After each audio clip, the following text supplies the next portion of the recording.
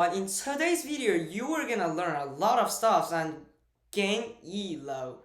Yes, you're gonna improve your chess skills and learn some very important stuffs. Enjoy the video.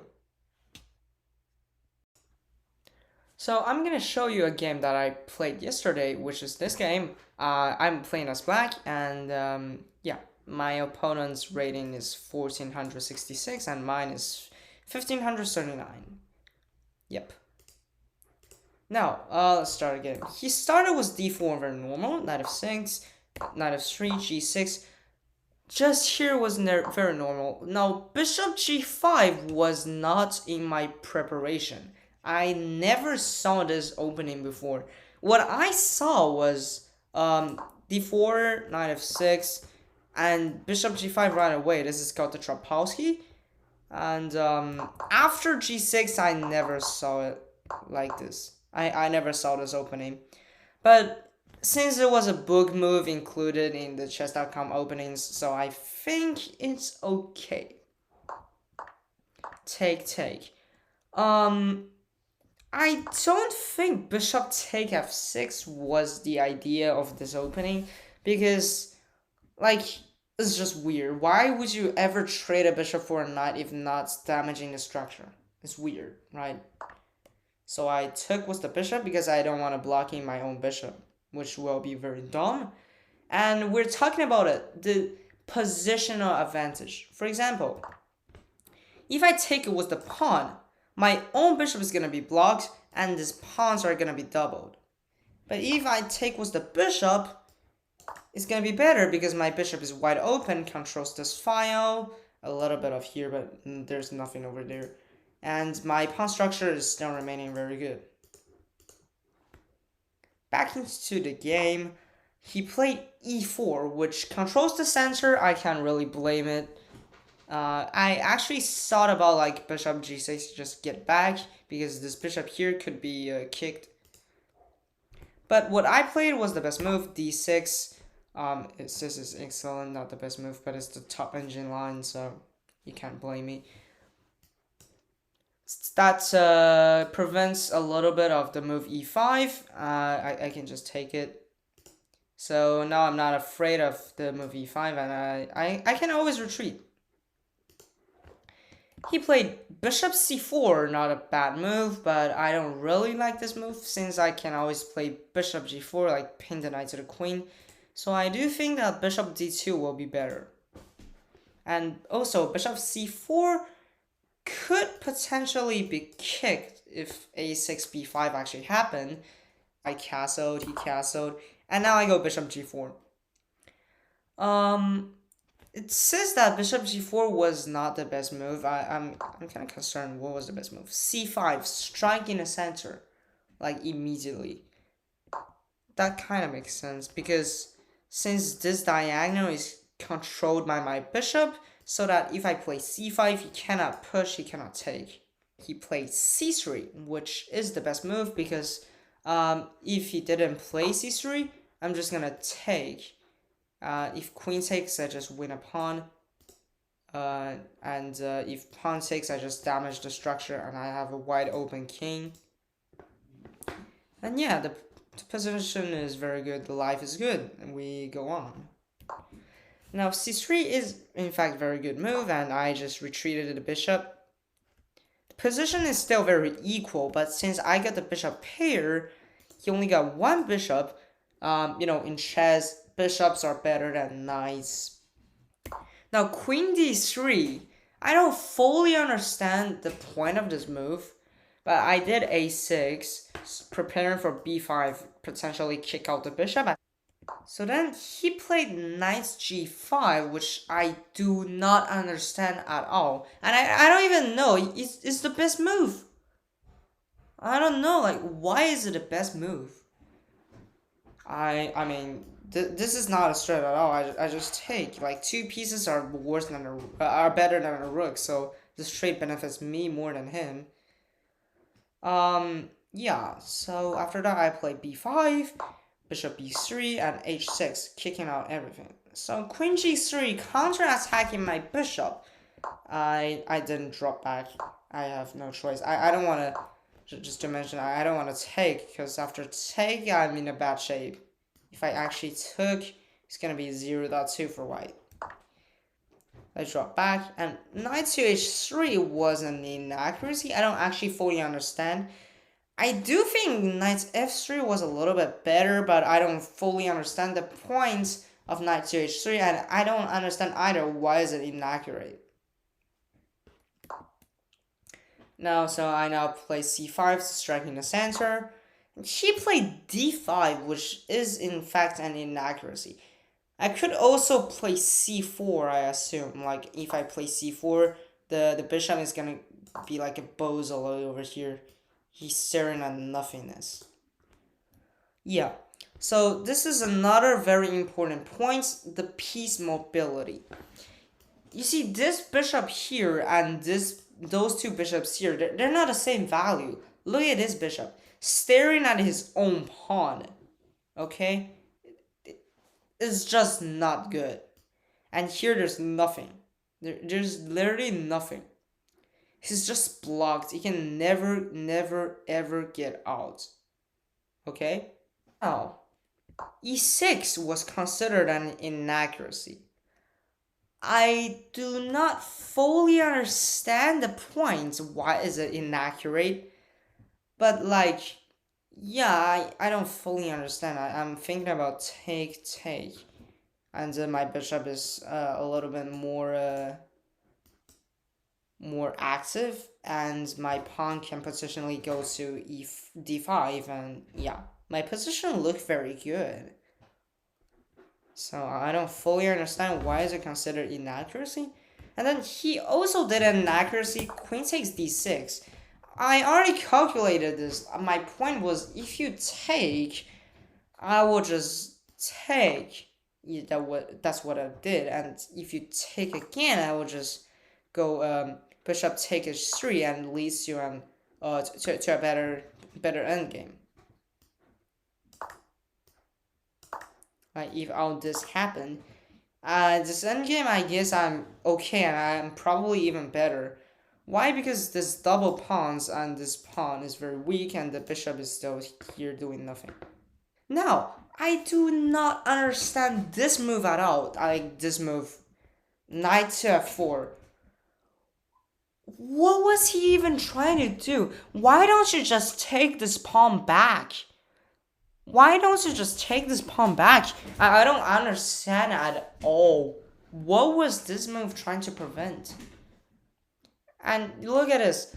Look at this. This is actually why you cannot improve at chess. He used like 20 seconds, even less, like 14 seconds for this move, which is a big miss. I just totally cannot understand what is going on here. Why would you ever do this knight to f4? What does it do? And also, you're playing a 10-minute game and you spend 14 seconds on your move. You can spend a little bit more, I think. So, yeah. This is absolutely a miss. Now the eval is 0.8 for me. Now I took, which is considered inaccurate, but my point was very simple. Like, I want to win this pawn back because I was down a pawn during the whole time, and now bishop takes. I will just go bishop c6, protecting the rook, and trade the queens, leads to a potential better endgame for me. Bishop c6 was a brilliant. Chess.com, shut up. Like, why on earth would you consider it a brilliant move? Bishop takes e4 was attacking my rook. How would I ever save my rook without the move bishop c6? That's like one of the only moves. Why? Why is it considered brilliant? Is it because I sacrificed something? No. The queen is protected. The bishop is protected. I mean, the bishop could be taken like two different ways. So like, it's not well protected, but the queen is hanging. If you actually take it, you're gonna lose your queen. Whatever. Now queen takes, I take back and take the bishop. We got a big trade over here. Now my position is just better. It is just better. Why is it better? Because this bishop is always better than a knight, and this knight hasn't developed itself yet. And if you go here, there's nothing you can target. Maybe you can get here, potentially have some center knight stuff. But now my rook control the open file, and maybe I have some potential infiltration points. And my pawns are very, very forward. And his pawns are just staying here. His rooks haven't moved. And this knight haven't moved either. I already talked about it. And this knight looks like an absolute bozo. I can just kick it out at every time. If he jumps here, I'll just come back and maybe kick it out with my king. So this position is a little bit better for me. Knight a3 is considered a mistake. Well, for me personally, I think it's not even a mistake, it's a blunder. Why? Because what on earth are you trying to do over here? A knight on the edge of the board is always worse than a knight in the center. Not to mention, 2 of the 4 squares are controlled by my pawns, who are protected by my own pawns. So this knight is staring at nothing. Just like the bishop. Yeah. And the other 2 squares left are not doing anything at all either. So yeah, I don't think he's never gonna retreat over here and just rotate. Whatever. This move is actually the one of the worst. It's just bad. It's just bad.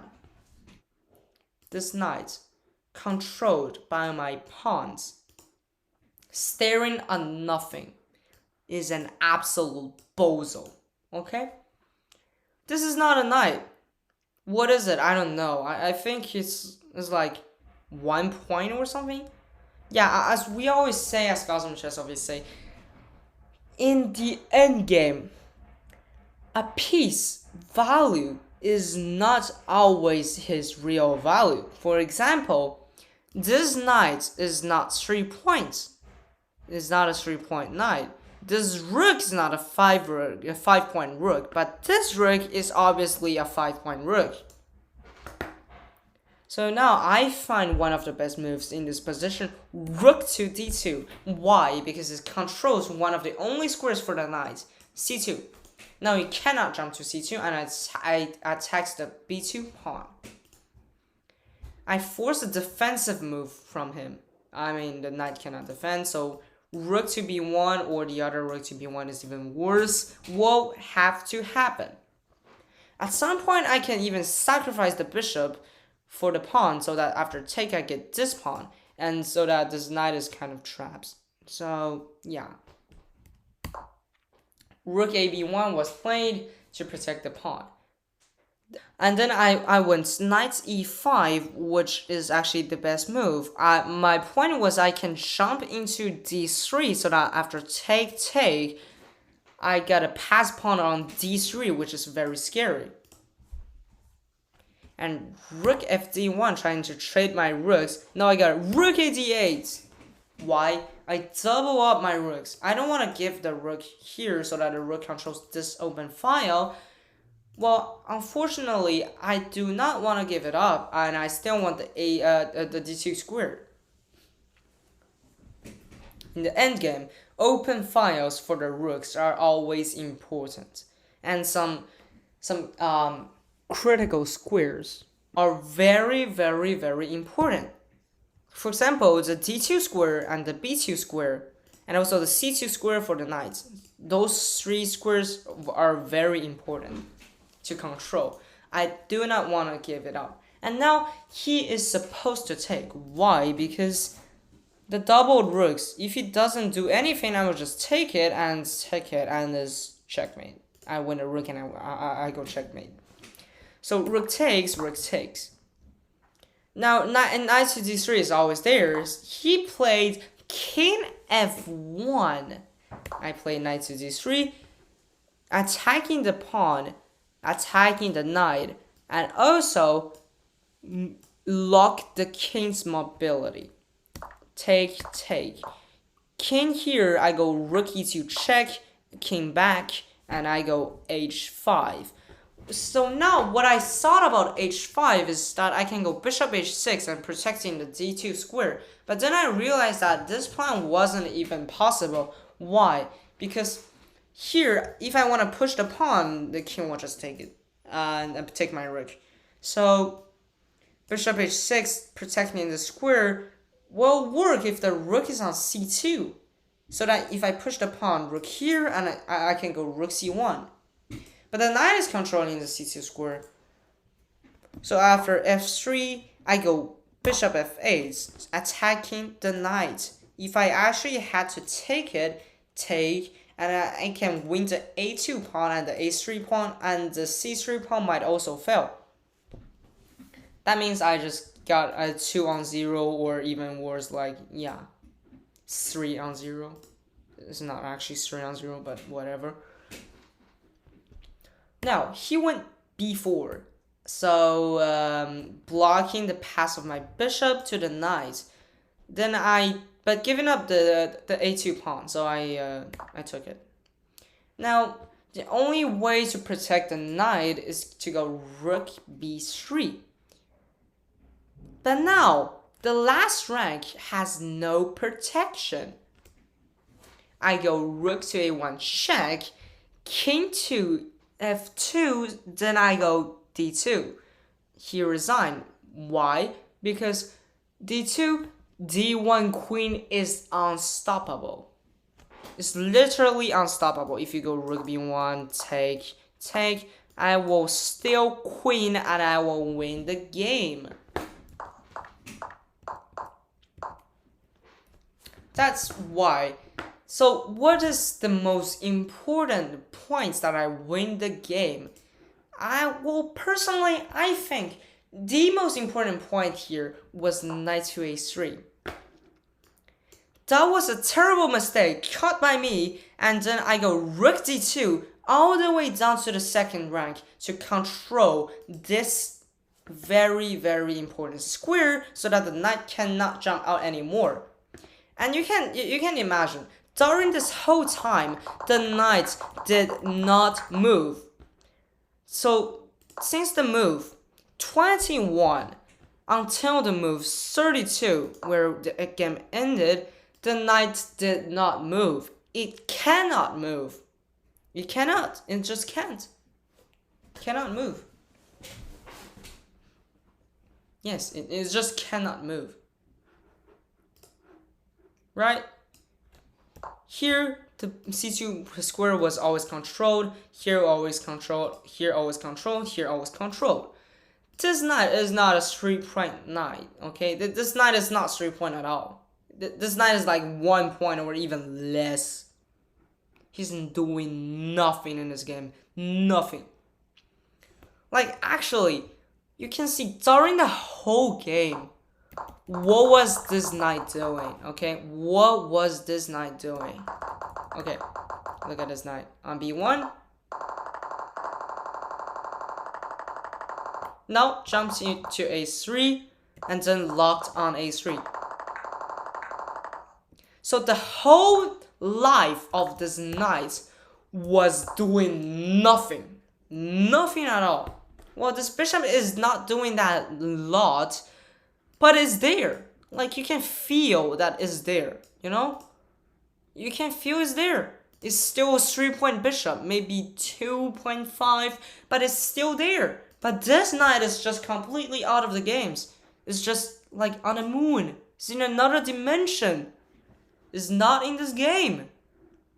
That's why my opponent lost the game. Because this knight is like down a knight. Like, you can just kick the knight out. It's actually the same position, right? If you don't get this knight, what's the difference? There's no difference. Exactly, there's no difference at all. Okay, so what did we learn from this game? We learned, first of all, positional advantages. For example, this knight is not a 3-point knight, and yeah, you gotta positional think. You lock your opponent's piece mobility. Second of all, a passed pawn always makes through and gives you an advantage. Always annoy your opponent, right? They annoy your opponent. Third of all, in the endgame, some very important squares, you gotta control them. Fourth of all, always have an open file for your rook. Fifth of all, you gotta develop your pieces. This knight was not developed at all, but all my pieces have been moved, right? That's how I won the game. Oh, by the way, look at this photo. Look at this. So chess.com estimated my elo as 2150, which my current elo is 1539. That means I'm underrated.